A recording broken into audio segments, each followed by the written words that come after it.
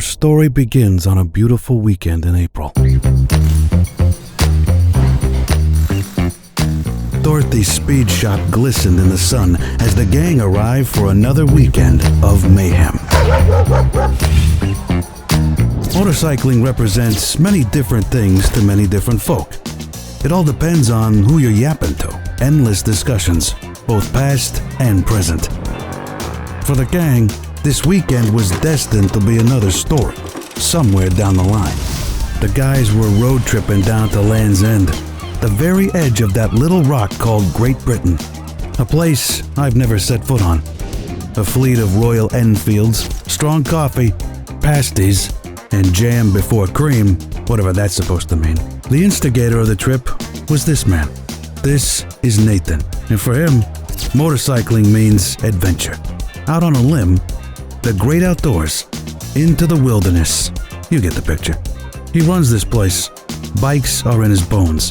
The gang crowd round as Nathan describes the intricacies of his yoga with Adrian routine. It keeps you supple, very important for long rides, so I'm told. And just like that, they're ready to embark on another adventure. Engines fire up, helmet straps rustle. John zips up his jacket. It was 10 a.m. when the gang left the speed shop. Hitting the road. Is there any better feeling? Sure there is, but not right now. This is the place to be, at this moment. The anticipation is electric, pure fun. We're all 20 again.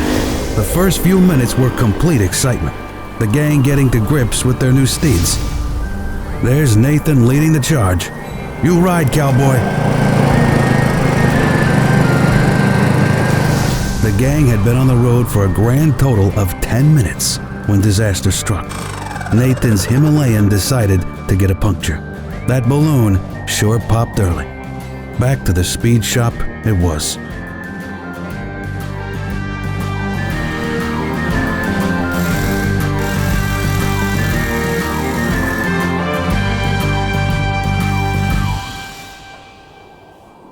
Round 2, 11 a.m. Behind schedule and with many miles to cover. The gang were anxious to pin the throttle, the Enfields purring under their groins. Riding in Devon and Cornwall is some of the funnest in the country. Endless lanes just waiting to be explored.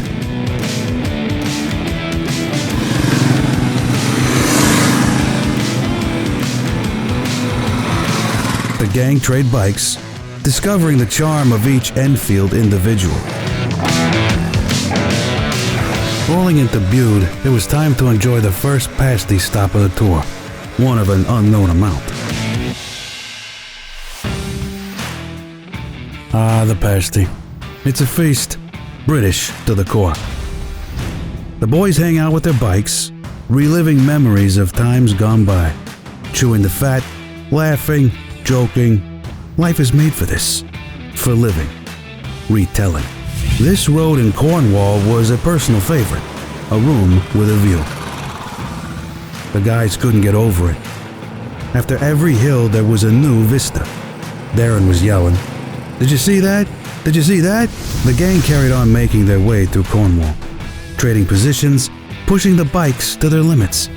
This is one road trip, a different view around every bend, over every ridge. The open road to nowhere, anywhere. Everywhere. Life was made for living, and this is living.